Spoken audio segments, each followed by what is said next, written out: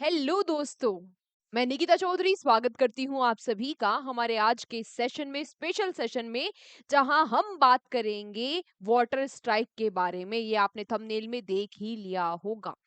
कल के जम्मू कश्मीर के टेरर अटैक के ऊपर मैंने एक वीडियो अपलोड की थी जिसमें मैंने आपको कहा था कि हमें जरूरत है ऐसा रिटेलिएशन लेने की जिसमें भारत का कुछ ना जाए और पाकिस्तान तिलमिला जाए। हुआ भी कुछ ऐसा ही। क्या है ये सर्जिकल स्ट्राइक? क्या इम्पैक्ट होंगे इसके पाकिस्तान पर और क्या भारत पर भी इसका कुछ इम्पैक्ट होगा?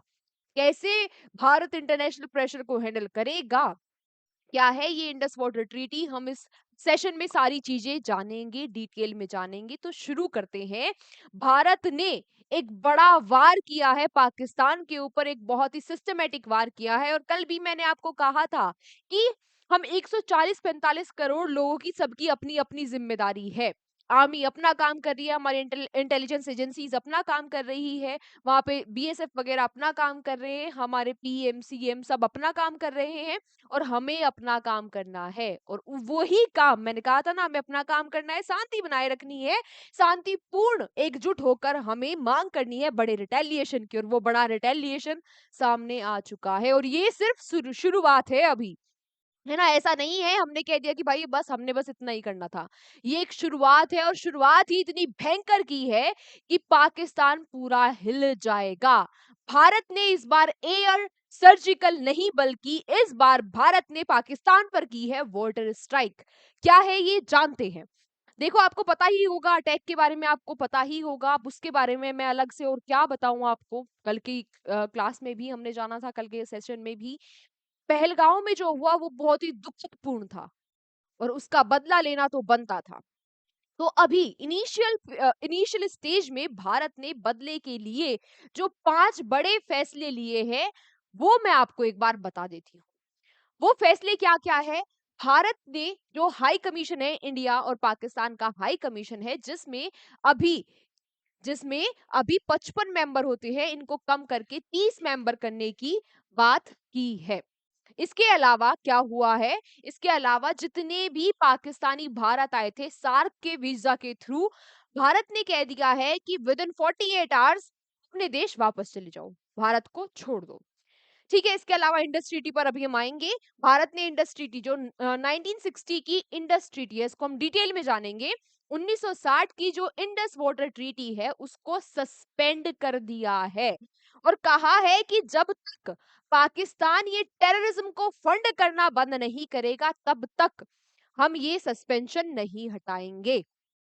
ठीक है। उसके अलावा और क्या हुआ है? जो अटारी बागा बॉर्डर है उसको बंद कर दिया गया है। और क्या हुआ है? जो हमारे हाई कमीशन ऑफिसर्स थे, हमारी नेवी के, आर्मी के, डिफेंस के एडवाइजर्स थे पाकिस्तान में, भारत ने कह दिया है कि आपके पास 1 हफ्ता है, इस्लामाबाद से वापस आ जाओ। इनमें जो सबसे महत्वपूर्ण चीज है, जो सबसे बड़ा झटका है पाकिस्तान के लिए, वो है इंडस वाटर ट्रीटी पर सस्पेंशन लगना। अब सस्पेंशन लगना क्या क्या बड़ा झटका है ये हम समझेंगे, लेकिन उससे पहले जरा आपको ये तो पता हो कि ये इंडस वाटर ट्रीटी है क्या। देखो, 1960 में 1960 में स्पेसिफिकली 19 सितंबर 1960 को ये इंडस वाटर ट्रीटी साइन हुई थी और उस टाइम पर हमारे प्रधानमंत्री थे जवाहरलाल नेहरू जी। इनके द्वारा इस ट्रीटी को साइन किया गया था कराची, पाकिस्तान में। हुआ क्या था कि जो इंडस रिवर है, इंडस रिवर की जो ट्रिब्यूटरीज है, चेनाब, झेलम, इंडस, सतलुज, बीन्स और रावी, इनको बांट दिया गया था। कैसे बांट दिया गया था कि भाई जो वेस्ट फ्लोइंग रिवर है,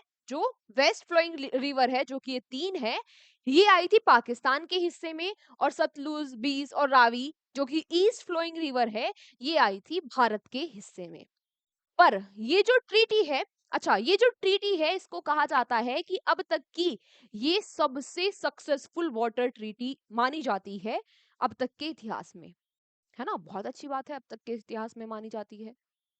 बहुत सारे हिस्टोरियन ने कहा है कि भारत को इतनी उदारता दिखाने की कोई जरूरत नहीं है। क्या उदारता दिखाई है भारत ने? अभी तक तो आपको सुन के बंटवारा ठीक ही लग रहा होगा कि भाई 6 रिवर थी, 3 पाकिस्तान के पास चली गई, 3 भारत के पास आ गई। इंटरनेशनली भी इस ट्रीटी को सबसे सक्सेसफुल माना जा रहा है और भारत उदारता भी दिखा रहा है। लेकिन पता है भारत कितनी बड़ी उदारता दिखा रहा है? ये जो रिवर है, ये जो रिवर है, इनमें से 80% पानी पाकिस्तान के पास जाता है और 20% पानी 20% बस भारत को मिलता है।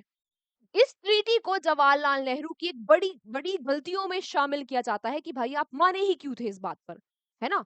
50-50 होता, 60-40 होता, 80-20। और इसका सक्सेसफुल होने का राज ये नहीं है कि हमारी म्यूचुअल अंडरस्टैंडिंग बहुत बढ़िया है, पाकिस्तान बहुत अच्छे से इसमें कुछ कर रहा है, नहीं।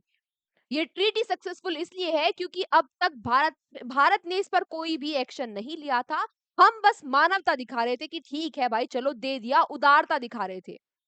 बड़े-बड़े हिस्टोरियंस ने कहा कि इतनी उदारता दिखाने की भारत को कोई ज़रूरत नहीं है। आए दिन पाकिस्तान हम पर अटैक करता रहता है ना? ये जो पानी उधर जा रहा है, यहाँ पे खेती करता है, उससे उसकी इकोनॉमी चल रही है, बिज़नेसेस चल रहे हैं, वहाँ से रुपए कमा रहा है, उन रुपयों को वो डिफेंस बजट पे लगा रहा है, आर्म एम्यूनिशन खरीद रहा है और उनको भारत पे अटैक कर रहा है। क्या ज़रूरत है हमें इतनी उदारता दिखाने की? बट फाइनली भारत ने इस पर एक्शन लिया और ये उदारता, ये जो ट्रीटी सक्सेसफुल है, ये सिर्फ और सिर्फ भारत की वजह से ही थी। अब फाइनली भारत ने इस पर एक्शन लिया। एक्शन क्या लिया कि हमने इंडस वाटर ट्रीटी को सस्पेंड कर दिया। मार्क माय वर्ड्स, सस्पेंड किया है, एंड नहीं किया। इसीलिए अगर आप सोच रहे होंगे कि इंटरनेशनल प्रेशर बनेगा, पाकिस्तान भाग के जाएगा वर्ल्ड बैंक के पास, पाकिस्तान भाग के जाएगा यूएन में, पाकिस्तान जाएगा इंटरनेशनल कोर्ट ऑफ जस्टिस में, तो जाओ भाई, आप जा सकते हो। हमने सिर्फ सस्पेंड किया है ट्रीटी, एंड नहीं की। और आपको यहाँ पर मजे की बात बताऊं, भारत ने ट्रीटी को सस्पेंड कर दिया और लगभग लगभग पूरा दिन होने वाला है, अभी तक कोई भी इंटरनेशनल इस पर रिएक्शन नहीं आया। किसी ने भी नहीं बोला, चाहे वो चाइना हो, इंक्लूडिंग चाइना, चाहे वो चाइना हो, यूएसए हो, रशिया हो, किसी भी कंट्री ने ये नहीं बोला कि भारत ने गलत किया है। ऑल्दो पुतिन हो या फिर वो डोनाल्ड ट्रंप हो, सब भारत के साथ खड़े हैं कि जिन्होंने भी ये इतना हीनियस अपराध किया है, इतना बड़ा आतंकवादी हमला किया है भारत के ऊपर, आप उन पर एक्शन लो। हम आपके साथ खड़े हैं, उनका इंफ्रास्ट्रक्चर खत्म कर दो। पुतिन ने कहा है जो भी आपको करना है, काउंटर टेररिज्म अटैक करना है, जो भी करना है आप करो, हम आपके साथ खड़े हैं। तो भारत क्या प्रेशर सहेगा? क्या प्रेशर सहेगा? और आने वाले टाइम में मान लेते हैं ऐसा कुछ होता भी है, तो भाई हमने तो कहा है कि जब तक आप अपना टेररिज्म, अपने यहाँ का टेररिज्म को फंड करना बंद नहीं कर देते, जब तक आप दूसरे देश में टेररिज्म फैलाना बंद नहीं कर देते, तब तक हम इसको तब तक हम इसको नॉर्मल तरीके से रन नहीं करेंगे। बात आती है कि भाई जो ये इंडस वाटर ट्रीटी है, इसको सस्पेंड कर दिया है, इसका मतलब क्या ये होगा कि जो 80% वाटर पाकिस्तान के पास जा रहा है, अब उसको हम सारे को रोक देंगे? जी नहीं।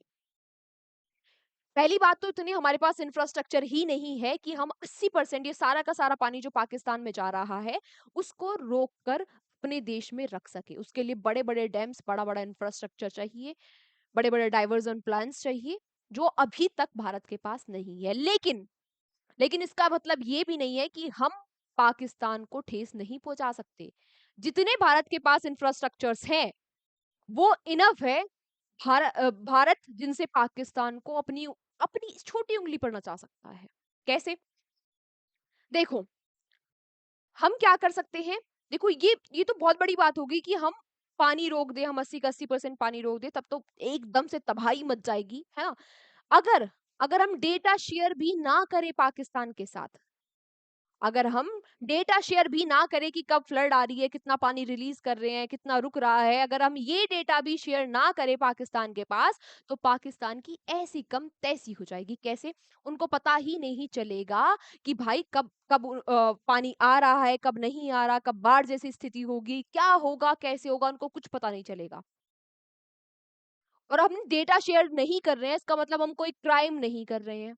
इंटरनेशनली हमें कोई कुछ नहीं कह सकता, इंटरनेशनल कोर्ट ऑफ जस्टिस हमें कुछ नहीं कह सकता।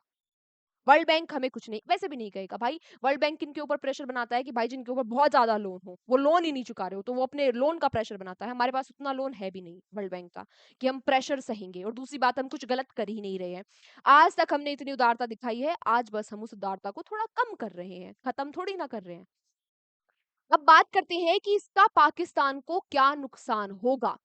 पाकिस्तान को इसका इतना बड़ा नुकसान होगा, मैंने आपको कहा है, छोटी सी चीज से भी नुकसान हो जाएगा अगर हमने डेटा शेयर नहीं किया।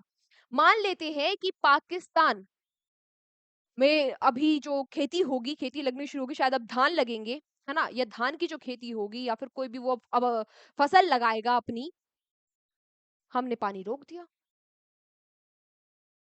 उनको क्या पता कब आ रहा है? हमने डेटा शेयर नहीं करा उनके साथ। अब मॉनसून आ रहा है, तो क्या हमें क्या पता भाई? क्या पता मॉनसून आ रहा है, बाढ़ भी आ सकती है, क्या पता पीछे से नदियों में से ज्यादा पानी आ जाए और बाढ़ आ जाए, हमें नहीं पता ना। हम थोड़ी ना कुछ कर रहे हैं, वो तो पानी है, बह रहा है। आई बात समझ में कि क्या नुकसान, क्या कॉन्सिक्वेंसेस झेलने पड़ेंगे पाकिस्तान को। और पाकिस्तान की 80% एग्रीकल्चर जो डिपेंड करता है वो इन्हीं रिवर्स के वाटर पर करता है। पाकिस्तान में पानी नहीं होगा तो खेती नहीं होगी, खेती नहीं होगी तो वहां पर इतनी महंगाई बढ़ जाएगी, वहां पर बहुत सारे बिजनेसेस ठप हो जाएंगे। पाकिस्तान में महंगाई बढ़ेगी तो लोग जो पहले से ही भूखे मर रहे हैं, वो उन्हें उन्हें उनकी हालत और खराब हो जाएगी। और भुखमरी में क्या उन्हें ये दिखेगा क्या, कब तक वो कश्मीर के ऊपर राजनीति करते रहेंगे अपने देश में? जब लोगों के पास खाने को ही कुछ नहीं होगा तो क्या करेंगे? पानी नहीं होगा तो बिजली भी नहीं होगी। बड़े बड़े शहरों में वैसे भी पिछले साल भी हमने देखा था, पानी जाते जाते भी वहां पर पूरा पूरा दिन ब्लैकआउट था, कि पूरा पूरा दिन बिजली नहीं आ रही थी पाकिस्तान में। समझ रहे हो? समझ रहे हो? और ये तो शुरुआत है। ऐसा नहीं है कि हम रेडी नहीं है किसी सर्जिकल या एयर स्ट्राइक के लिए। आगे और भी कुछ भी हो सकता है, कोई सर्जिकल स्ट्राइक हो सकती है, कोई एयर स्ट्राइक हो सकती है, कोई ड्रोन से स्ट्राइक हो सकती है ना? कुछ भी हो सकता है।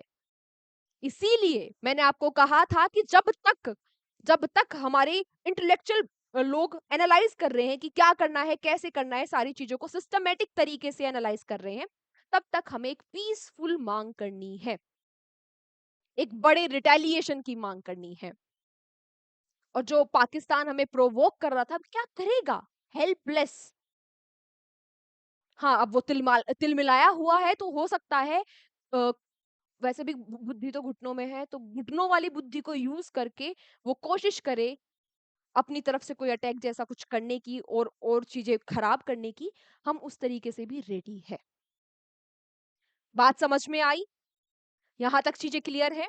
अगर यहाँ तक चीजें क्लियर हैं तो आगे जो भी अपडेट आएगी इस टॉपिक पर, हम उस पर भी अपडेटेड वीडियो लेकर आएंगे। अभी तक की जो अपडेट थी वो यही थी।